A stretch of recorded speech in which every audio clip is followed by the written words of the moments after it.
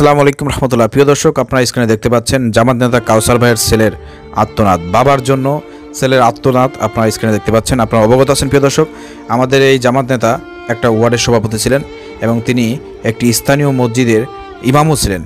তো আমাদের এই কাউসার ভাই এবং স্থানীয় যারা মাদক ব্যবসা ছিল, এসব মাদক ব্যবসায়ীদের বিরুদ্ধে তিনি সবসময় তৎপর ছিলেন। তিনি তার এলাকার লোকদেরকে মাদক সম্পর্কে সবসময় সজাগ রেখেছিলেন এবং মাদকের বিরুদ্ধে তিনি জিরো টলারেন্স ঘোষণা করেছিলেন।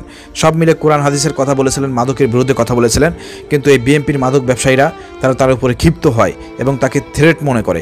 পরবর্তীকালে দলবল নিয়ে এই বিএনপির সন্ত্রাসীরা আমাদের এই কাউসার ভাইয়ের বাড়িতে গিয়ে তাকে রড দিয়ে পিটিয়ে হত্যা করেছে এবং তার পরিবারের আরও 3-4 জনকে গুরুতর আহত করেছে। তো চিন্তা করে দেখেন, বিএনপির অঙ্গ সংগঠনের লোকজন এখন ক্ষমতা পেয়ে এখন মাদক ব্যবসা শুরু করে দিয়েছে। আগে করতো আওয়ামী লীগ ছাত্রলীগ যুবলীগ, এখন করতেছে বিএনপির অঙ্গ সংগঠনের লোকজন। আর সেই মাদক ব্যবসার বিরুদ্ধে কথা বলার কারণে আজকে আমাদের এই কাউসার ভাইকে খুন হতে হয়েছে, শহীদ হতে হয়েছে।